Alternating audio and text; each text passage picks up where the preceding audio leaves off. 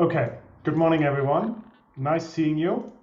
Nice to be back. I really miss teaching. I'm kind of upset that I couldn't teach last week's topic, but nevertheless, I think there's something that I have to look forward to next year. And it seems like just from the feedback I got and from the people I talked to, that a lot of you really enjoyed the materials from last week and engaged with them, and I think that's really good. This week we're kind of ramping up our usual efforts. We had yesterday the office hour. It was nice to see so many of you. I realized that there's some confusion about some of the organization of this seminar. I'm not quite sure why, but I will just try to make sure that we are all on the same page. And there may be some information that I kind of missed disseminating because I wasn't teaching, I wasn't really mentally present last week. So let's start with that, and then we talk about polarization and misinformation in the remaining bit of this lecture. So what lies ahead? I think this is the slide I showed 2 weeks ago when I was still teaching. So we are now in my week 8, and this I think is where the kind of the miss or the confusion is coming from. For me, this is week 8. We have 2 more weeks left. For most of you, it's probably week 9. Next week, this week we are talking about reducing polarization and the spread of misinformation. And next week, we will talk about nudges and behavioral insights. Next week is also probably on Thursday and Friday, or not probably, on Thursday and Friday, you have a chance to give your formative feedback presentation. I'll say something about this in a second. If you have any questions about this, you can also pop your question in the chat after I talked about it. Happy to kind of make sure that we are all on the same page with that, because that's basically why can't I, sorry. I'm struggling with my chat window. I got the most questions about that, okay? So let's kind of focus on that for a second before we get into the comments, okay? So formative feedback. The idea here is that you can you can present everything you have and everything you're planning to do in your intervention. Yesterday, several people in emails and in person asked me, does it have to have a special format? No, it doesn't have to have a special format, but you have to limit yourself to 7 minutes. So it's just like yesterday, I think some people like, oh, does it have to be, how do the slides have to look, etc. None of this really matters as long as you have your kind of presentation in a way that I can understand what you're talking about, okay? So you will have 7 minutes for your presentation, and then I will give you 7 minutes of feedback. I might ask you some questions, and I will just give you for your problem, your causes, and your intervention. If you only have one or the other, it's perfectly fine. I'm happy to give you feedback on whatever you have, okay? So I encourage you to do that. So you don't have to hold back. You don't have, it's just like a first draft, right? I think with all of your third-year dissertations, with your research projects, you will submit a full draft, you get feedback on that, and then you can work on it. And this is the same idea here. You can basically present a full draft of what you're planning to do, and I will give you feedback on everything I see here, and we'll make suggestions about it. So take advantage of it. As I said, each week I'm happy if you don't do it, because then this means less time for me, but I'm also happy if you do it because I think it's really helpful to do it. I will put on a scheduler. So it seems like I wasn't really aware of the legal structure of our seminars, but the legal structure, basically, without trying to bore you with that, is like that we as a university committed to give you a certain amount of in-person teaching. We already missed last week's in-person teaching, and we have to make up for this. So I think in the last week I will offer, and you will get informed about this, and we will talk about this next week. We will make up for the time missed last week, okay, in person. But it also means that and this was my initial plan, I can't replace our seminars with the presentations. They have to be on top of that. So it will be basically next week, Monday morning, till we have the seminars, and then on the Friday Friday as well. And I hope that I can figure it out. It looks very easy to do, to put this on Moodle, and you can basically schedule your own meeting there. And I will put these appointments up today. I will send around an email, and then you can schedule yourself an appointment. You can either come with a USB stick, plug it into my office computer. You can bring your own laptop if that's quicker. You might even, I think, maybe there's a third option. I think if we have to kind of like go to emails, download it, etc., it might take too long, and we'll miss too much of the precious time. But maybe there's a way for me to upload them on Moodle beforehand. Okay, so if you don't have any questions on this, then I would move on. One thing that I told yesterday several people in the office hour that I just want to share with you is, sorry, it's a brand new book came out, and our library purchased it as an ebook, and it's called The Handbook of Wise Interventions. It's a lot of, I think, 2 chapters I already have in our reading list for each of these weeks.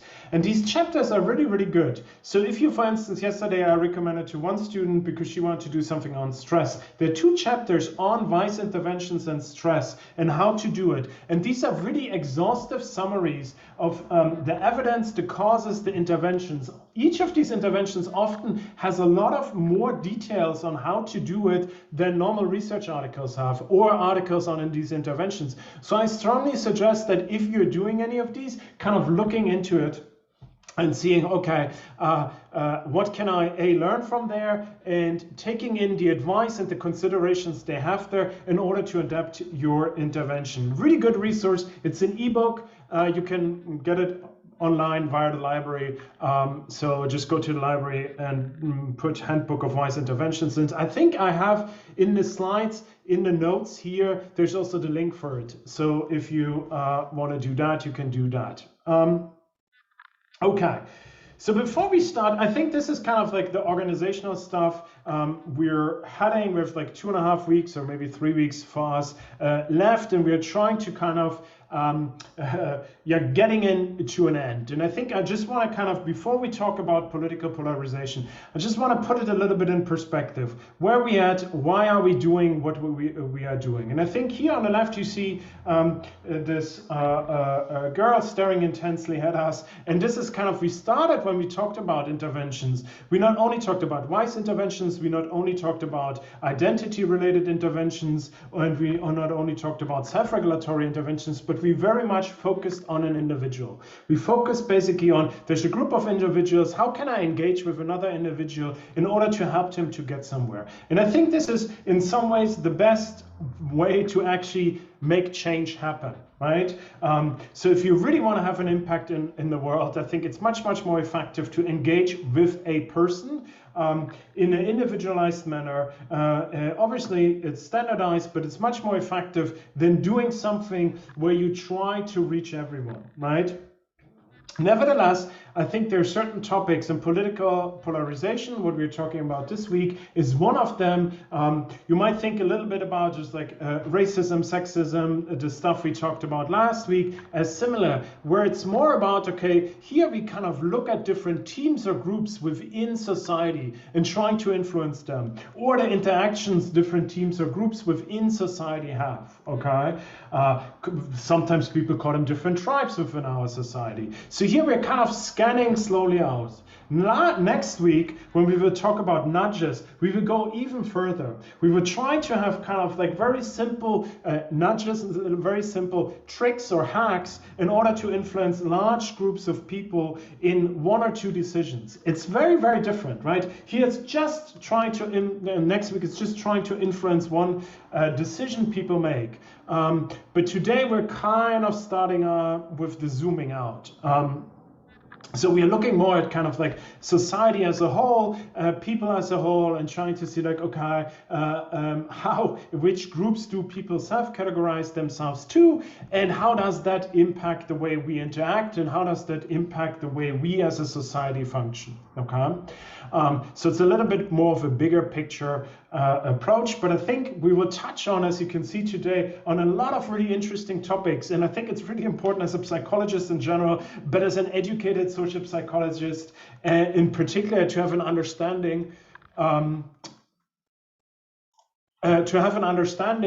of these topics, okay? To kind of have a bit of a better understanding. And I think one topic we touch about heavily today on, but it pops up again and again, is the role of social media. I think sometimes I'm a little bit like, social media, right? And I think the evidence that I will present today, and the article that I uploaded, I also uploaded some other stuff there on well-being, because it comes up, it's much more mixed and complicated, and often the answers depends. But I want to give you like a little bit of feel and understanding for what we know about how social media and media in general impacts the identity of people and maybe cause problems, okay? So I think that's really important for us, and so we use political polarization to kind of touch on all of these topics. Okay. So let's talk a little bit about political polarization in our first chapter of this lecture. So in some ways right here, I think I will talk a lot about America, but I will also highlight how this applies to other countries, in particular, obviously, to the UK. Most of this research is done in America. And so we know most about America. And in America, this is also a more acute problem than it is, for instance, in other countries, but I will come and highlight to that. I think one thing that's really important before we think about this is to kind of put ourselves in to see like, okay, what is political polarization and why should we care about? And this is why what I'm trying to do to convince you that this is something we should care about, and it might be problematic in the first chapter. But I also want to highlight that there's no problem with basically different political parties competing in order to kind of like on a marketplace of ideas, in order to ensure that the policies that we implement as a society are the best, right? And there are different points of views, and people battle it out, and at some point we think, okay, this party wins, or this policy approach wins because in this marketplace this is the best, right? I often say I grew up for the first 9 years in East Germany. There was only one party. There was no, this party won every election. There was no political polarization, but this is not what we want, right? This is not good, because this is then we're kind of like, we're not living in a democracy. So we don't want to reduce, and this is kind of important, we come back when we talk about intervention, we don't want to have to say like, okay, people should stop arguing about policies, right? It's often unclear which policy is the best, and it's really good to have that. But there's another, and when we talk about polarization and the negative affective polarization, which I'll show you in a minute, it's something different we're talking about. So one of the kind of key problematic aspects of polarization is what's called affective polarization. And this is basically how much do you like your in-group, the party you identify with, and how much do you like your out-group, the party you do not identify with, okay? So here it could be, like, how much do you like Labour, okay? How much do you like the Tories? In the US, and this is data I'm showing you here, it's basically how much do you like whatever, if you're a Democrat or a Republican, and then how much do you dislike or like the opposing party. What you can see in these figures here, let's start with the one on the top. So on the y-axis, you see the feeling thermometer. Some of you might even remember how to measure these things. We talked about this in the attitude lecture in social psychology when we talked about this. But what you can see here is basically that people kind of in America feel relatively warm towards the people in their own party, but what happens is that they feel more negative and more negative and more negative towards the out party or the out group, okay? So the feelings towards their own in-group didn't really change, but they dislike and start to dislike. 1980, they felt kind of neutral. It's like, oh, we are great, they're okay. And now it's kind of like, we are great, they are terrible. So you can see the feelings towards the out group are very low on this feelings thermometer, right? This is a similar way how we often also measure prejudice. I think if you remember last week's kind of the difference between measuring explicit and implicit prejudice, this is a way of measuring more effective evaluation of another group. So here you can see this is basically if you kind of take the plus and the minus in consideration and plot it, and this is what you see on this axis here. This is basically in-party love versus out-party hate, is that what drives now this affective polarization, especially in the US, but what we think of as affective polarization and of a negative one is that it's basically people start to extremely dislike the other people. It's just because you are a member of party X, I dislike you. I'll give you a little bit more examples in a second on that. But this is something where it's not about policies, it's not about what the other party wants, but it's an effective evaluation I have of another person and another party. This is a kind of like, if you see, it's plotting basically from 1994 to 2000, I think, it says there in the title, 2015, how people basically in the US, it's again in the US, shifted their basically political ideology. And what you can see is that in 1994, basically the median Democrats and the median Republicans kind of were mostly like in the middle. They were moderates, right? And you can see by the end of 2014, the kind of the median Democrat and the median Republican became much more politically how extreme, right? So it seems like that another aspect of this affective polarization is that we encourage, or this movement encourages extremist approaches to the party, what undermines further societal collaboration. One thing it's kind of interesting to kind of think about when we think about who's polarized, right? Who are these people who hate the out-group so much? And you can see this is often people who are very much engaged with politics. So if you kind of look at here, the least engaged third, who are the people who don't care much about politics? Obviously, you can see here then their distribution is basically a normal curve, a normal distribution of their political orientation. But those who are more engaged, who are really engaged in politics, they have these two kind of mountains here, these two normal distributions. And you can see this is like what we just talked about in the figure beforehand. Here you can see that those who are engaged with politics are much more extreme. So it seems like there's not everyone is kind of equally polarized. Some people just don't care about politics. Or they don't care about what's going on in their country, or they don't do not vote. They're kind of like passive citizens. But those who are not, who are more engaged, they tend to be more polarized.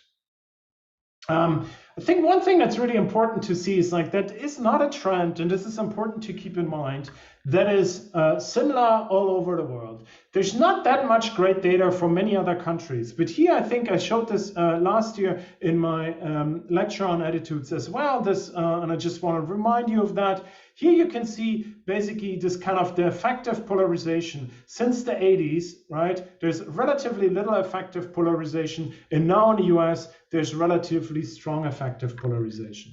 When you look in Britain, it's not that much has changed, right? There's a slight downward trend, maybe here a little uptake, but you can see that there's like the polarization, if you kind of take these, is now similar in the US as it somewhat is in the UK. So there's a strong level of polarization in both of these countries. but it's only in the US it's really rising. Okay, and I think this is really important when we talk about the role of social media, for instance, and is to keep in mind that in some countries for the last 20 years, not much changed, while in other countries, the polarization really changed. And that kind of limits the reach that social media, for instance, can have, because the US and Britain, and for instance, here's a picture of Germany. Oh, there's like my drawing over it, but you can see in Germany, it's sliding even further. So now Germany is like, since the 1980s, there is a decline in political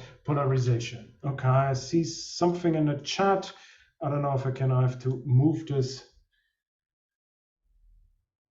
Oh, this is very good. Okay, so political polarization, does it always mean, I think the question is really good, does it always mean my party versus, so I think in the US and in the UK, I'm not sure if that, and I show you another one for Britain, which might help to understand that too. There are other countries, for instance, in Germany, where you have many different parties, right? So here in Germany, it's basically often it's taking the two biggest parties and then compared, but this might not, so it's not polarization, and I show you in a second what I mean by that. It's not just limited to the party. It could be just, for instance, placing yourself on a political spectrum. So in Germany, if you think about it, they have, I think we have like 5 or 6 main parties, and you would kind of, there's some really on the left and some really on the right and somewhere in between. So here you would more ask about where on your political spectrum you see yourself, and then you would, the opposite of the political spectrum, you would classify as the outgroup. But I think it's really like, here's something that might help to kind of address that question in a slightly different way. Because you can see in the UK, actually, the identification with parties, with the two traditional parties, the Labour and the Tories, is relatively, it's declining. So people are less strongly identified with their parties, right? You can see this here on the right. If I look at all the people who, and ask them, I was like, if I ask a representative sample of people how strongly they identify with their party, then you have only about, I think it's 9% who strongly identify with their party. But you can see often this is now centered around in the UK, and you can see something similar, for instance, in Germany, around certain policies. So you can see here that if you ask people, okay, your Brexit identity, how important is it for you to be a Remainer or a Leaver? How much does that matter? Here you can see that's almost 50% say they're very strongly, this is very strongly a part of their identity. So they don't, and so in the UK, polarization is more about policy issues and less so much about certain parties. So parties, the influence of parties is somewhat on the decline. This is different than in the US. And this is, again, really important to keep in mind when we talk about this polarization. Effective polarization or political polarization really depends on the country you're in. Here, this is for the UK, and similar things can be said like about when you look basically across the board in the US, in the UK, you would find similar results in Germany, where you basically ask people to just like, and it's almost like you can think about just like, it's almost like a different way of like, I mean, race is like, it's a tricky thing to bring in here, but it's like, they basically say like, you don't know anything about the other person, but they are a reliever, they're a Remainer or a Leaver, okay? Right? This is a little bit like I ask you to judge a person solely because you know they're either from this ethnicity or that ethnicity, right? And what you can see here, I don't want to go through all of these, and it's kind of intuitive, but you can see basically if I'm a Leaver, if I think the UK should leave, then I think that the Remainers are not very intelligent, but the Leavers are very intelligent. And I think that the Remainers are not very open-minded, and that the Leavers are very open-minded. And then you ask the same thing to the Remainers, right? To people who wanted to the UK to stay in the European Union, and it just flips, right? So it's basically just because you have one decision on one policy issue, I think you're either stupid or not, open-minded or not, honest, this is something also really important, maybe that I should highlight here. I think there's often also a tone of morality in it, okay? And we'll come back to this, I think, on the next slide when we talk a little bit about how we can conceptualize this. So if we think about affective polarization, I think we often hear different terms, and I just want to kind of help you a little bit to sort these terms out. So on the very left, this is by Iyengar and others. They kind of, like in the beginning of the last decade, they start to talk about affective polarization. The key idea behind the term affective polarization is that it is not so much about what the policies of these others are. So if you look at basically endorsement of policies, differences in policies, then these differences are, at least in the US, often very minimal, but still people feel effectively very opposed to the out party and very strongly attached to the in party. So it's more about a feeling rather than it is based on kind of, oh, which policies I endorse, or what kind of my values are. So it's harder to sort people based on policy preference to their parties and easier based on their feelings. That is the core idea between when we think about affective polarization. And all of the other tools that I will introduce next have the same idea, but they use different metaphors to kind of add a layer to that. There's Clark and others introduced the idea of tribalism. I think you hear this a lot now when you talk about this when people talk about this in the public media or on social media. We're in tribes, it's tribalism.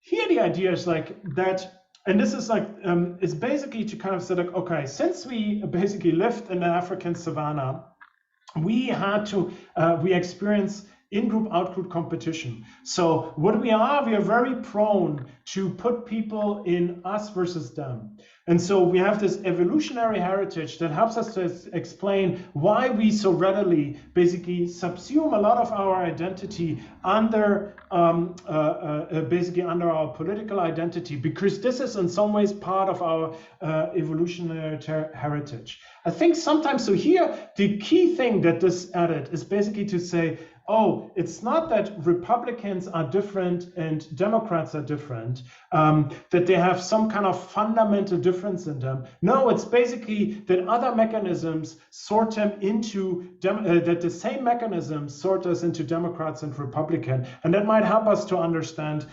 some of the results that we find. And I will come back to this a little bit later. The last one, which I think is the paper I linked to on Moodle, is this what they call American sectarianism.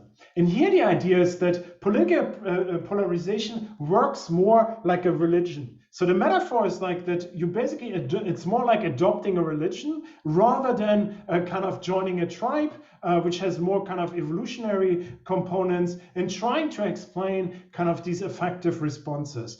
I think what it adds here, the religion metaphor, and why I think it's quite a rich metaphor, is because it shows us that just as religion does, for a lot of people who maybe have lost interest in religion, or for whom religion is not very central to their being anymore, there's something that replaces this, that gives meaning and morality to them. So often if you see the discourse about policies is very kind of moralized, right? People would say saying, this is disgusting, this is appalling, this is morally appalling, this is like, so there's a tone to that helps us understand it. And it is often the tone of, if you replace the parties with religion, you can see this is often a very moralized language. And this is the idea basically between American or political sectarianism, just as there's sectarianism with each, basically any of the big religions we have in the world. Maybe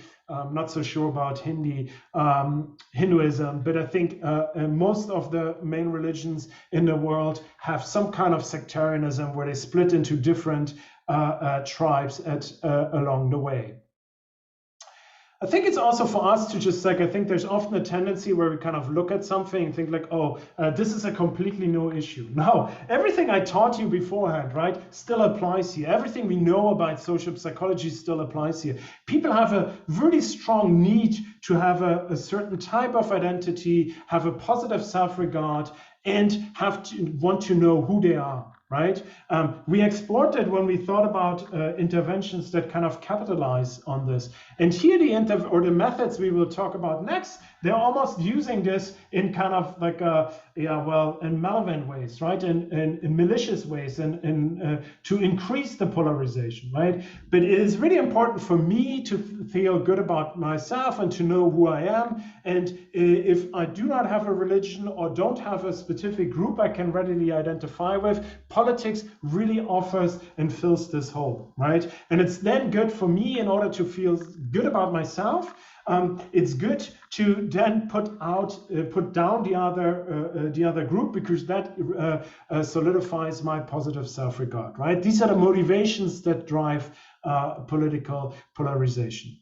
I think it's quite interesting when we talk about this to also think a little bit about how does that affect us in our everyday life. There's some quite interesting studies. There are two. We come to different time estimates, but they show that basically if you look at the time people spend at their Thanksgiving dinner in America with their relatives, with their family, the moment if there are in and out group members, basically members from polarized parties at that table, and here the estimates vary a little bit, it's either 30 to 100 minutes shorter.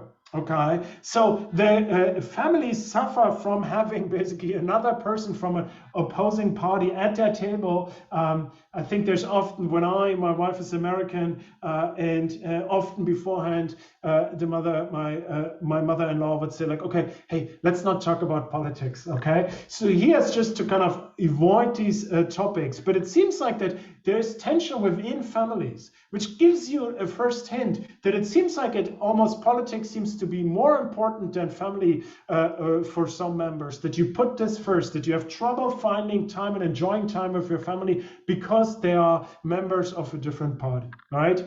Which is somewhat shocking, I think. You can also see there's a segregation happening.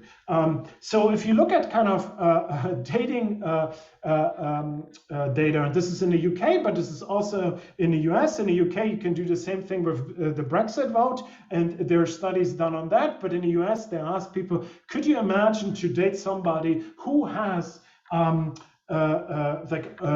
strong opinion, political opinion that is opposite of yourself? Only 50% of people say they could imagine that, right? So it seems like people kind of segregate themselves into pockets where they want to interact only with like-minded people.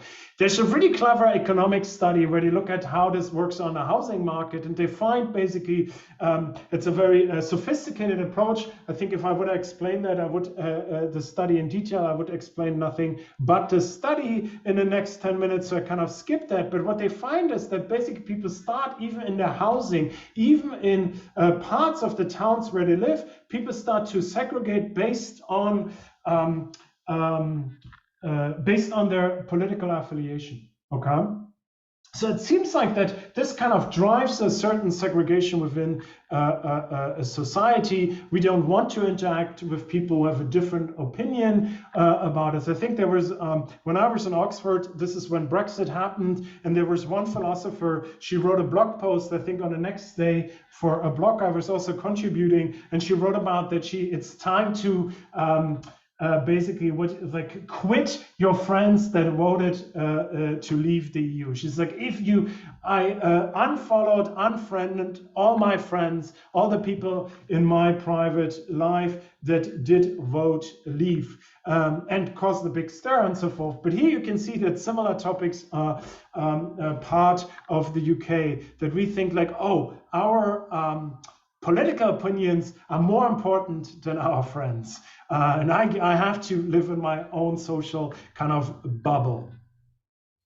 This is something where I think like the discussion also, here's interesting, so also kind of helps us, okay, so now we're kind of, is it something bad? What happens? So people have less fulfilling, because of political polarization, people have less fulfilling family interactions. It affects their dating life. It affects their decisions where to live. It also impacts how they see reality, right? So this is a study by Dan Kahan and others where they basically show people video clips, and here you see some stills from that, and they blur, as you can see, the messages on these on the signs that the demonstrators have. And sometimes they tell them, I think there are 3 different policies. I at the moment remember only 2. One of them is like, it's a demonstration of basically in front of an abortion clinic against abortion. So something is like a classical kind of right or like a Republican cause. The other one, what is the other? I think maybe it's in the slides.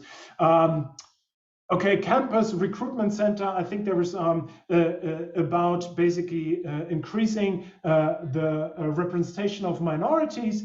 And then people were asked to judge how violent the police was, how police violated, injunction against police, damages against police, and so forth. So people saw the same video in different frames. I think I don't want to walk you through all of these results. They have kind of like a weird way of measuring political ideology, more based on broader cultural themes rather than traditional kind of Democrat-Republican. But what they find is that basically if the cause of the demonstration aligned with my own policy, then I thought, oh, this is actually not really a bad demonstration, not much. Yes, okay. Westboro Baptist Church, I think. Thanks, Tivo. Looks very much like it. Yes, I think there's like I'll say something about this in a second. But you can see basically, if this aligns with me, I see the reality. And oh, there wasn't much. The demonstrators, they were kind of fine. They didn't really provoke or damaged or kind of the police or violated law. No, but the moment I think that's the opposite party, then I feel otherwise. And it kind of helps us to see a little bit how people perceive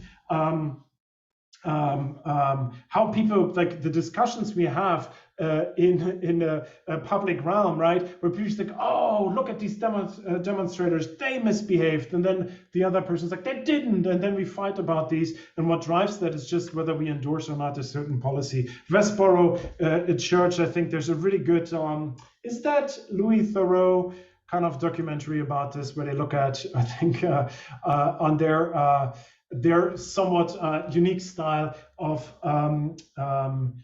demonstration. I think is a kind of like a quite interesting, I would say, a Christian sect. It's very small within the US, who demonstrates and often has like God hates Christmas, God hates soldiers, and so forth. They have a very a peculiar take on Christianity and are very confrontational.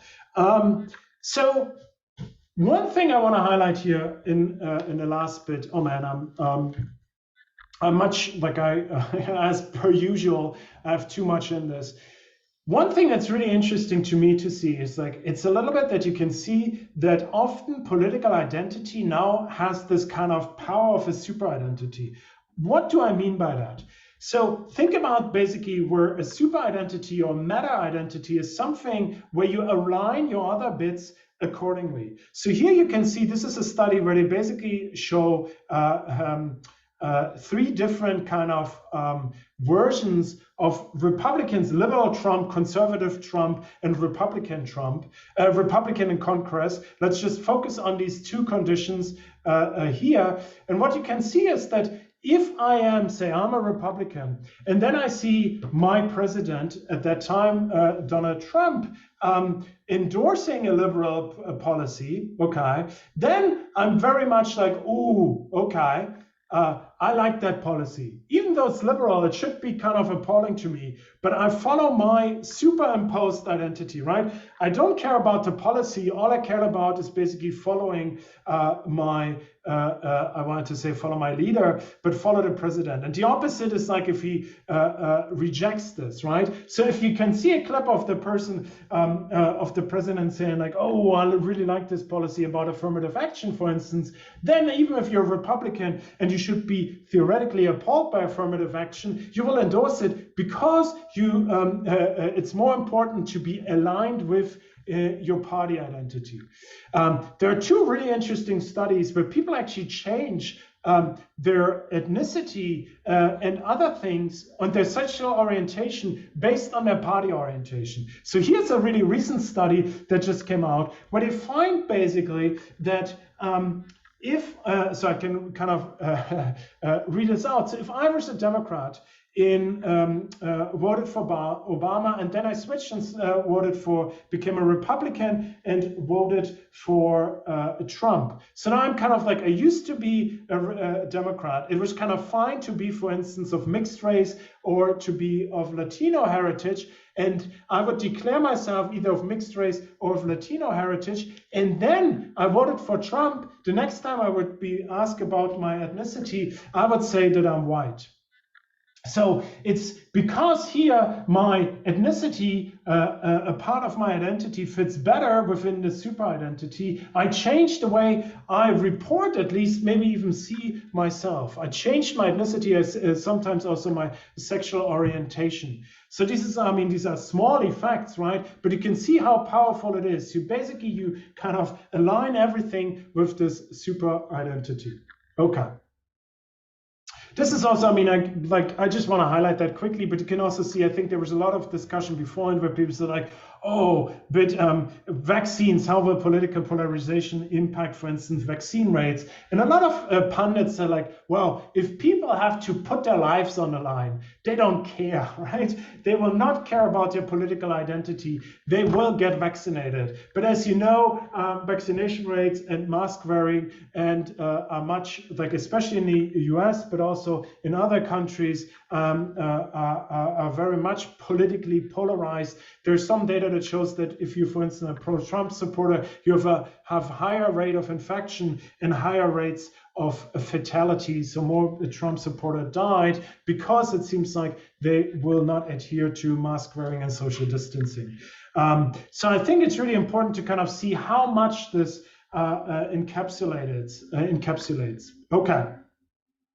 I think one sad effect, I think, is also that now certain policies that should not be part of either one or the other party are completely politicized, right? I think if you, at least in the US, but here also in the UK, if you're against sexism and racism, which all of us should be, right? It's like, oh, you're one of these liberals, right? And I think that's a real kind of highlights a really negative effect of that, where we kind of sort ourselves in these camps. And now, if I'm a Republican, I can't care about racism or sexism anymore because this is not what my party is aligned with. And I think that shows that it's really hard to kind of make progress within our society because we decide certain policies are either left or right. And once that is the case, then I can either be for or against them. And that makes it really hard to make progress on these issues. Okay.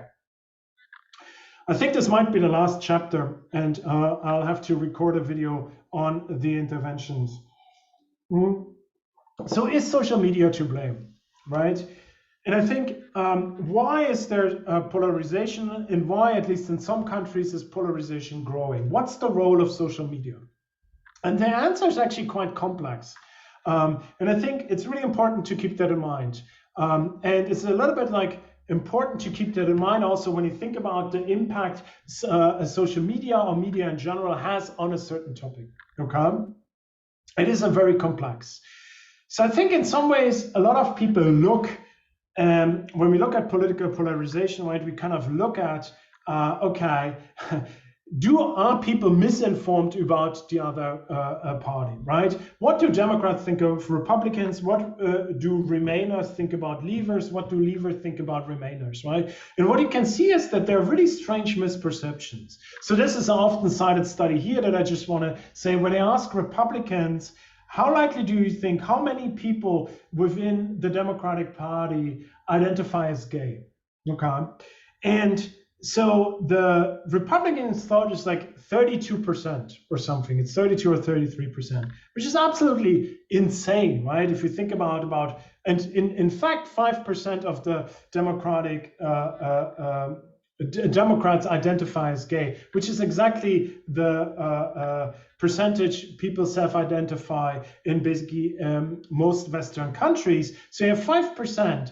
But there's like Republicans think that a third of people in the Democratic Party kind of identify as gay, and that's why they're so interested in gay rights, right? That's kind of like there's a complete misperception of the world and the Democratic Party in there. The same thing you can do with Democrats. If you ask Democrats how many people are earned more than 250,000 in the Republican Party, I can't remember the exact number, but it's something around like 40%.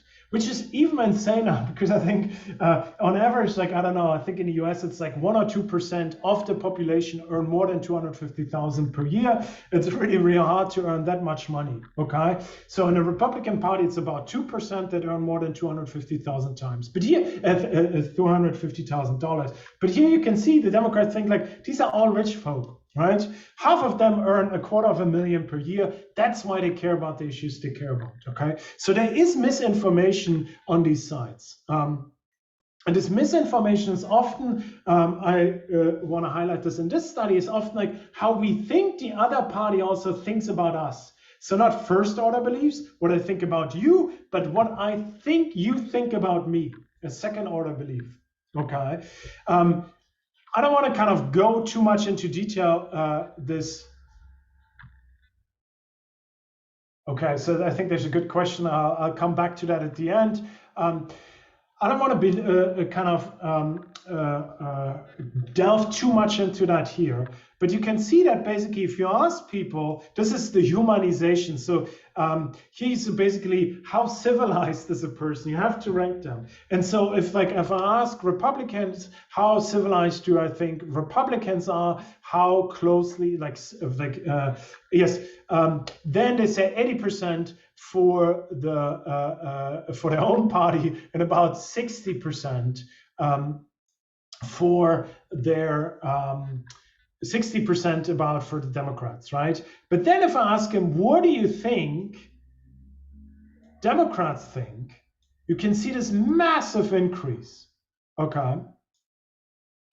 So it's like they think, okay, I think there's a difference between the civilization degree between Republicans, Democrats, about 20, but I think that the Republicans or the Democrats, the opposing party, thinks there's a huge, they really dislike us. I don't like them, dislike them that much, but on my second order, I think they dislike us, they hate us, right? So there's a misperception how the other party actually sees oneself. And this is like where basically it's not so much the first order beliefs, but often the second order beliefs that also contribute to this. Okay, so this is just to kind of remind you of this. This is basically the endorsement of social distancing, and this is outgroup spite, how much you hate the outgroup. All I want to take for you to take away here is like that there's basically these meta perceptions often drive the kind of the outgroup hate and the endorsement of certain policies. It's not so much the first order beliefs, but it's kind of like what I think others think about me that drives mine.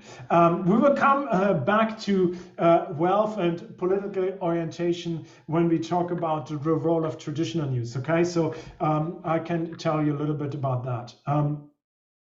So there is misinformation. We think that the other side kind of thinks we're terrible, and which is not really aligned with reality. We have strange ideas about what the other party members or the outgroup thinks about us, about the policies and so forth. So there seems to be a degree of misinformation, and this is basically leads to it's like, oh, it must be social media, it must be kind of like these new mechanisms, and there's some truth to that. One of the things what we kind of learned in the Facebook papers, right, is that what you can see is that Facebook optimizes on content then polarizes. Okay, so if you want to kind of, if they would reduce basically articles that incite outgroup hate, right? Then people would engage less with Facebook and their algorithms, so they optimize basically for outrage within their system. So they said like, oh, we should prioritize information that instills outgroup hate because this gives the most engagement.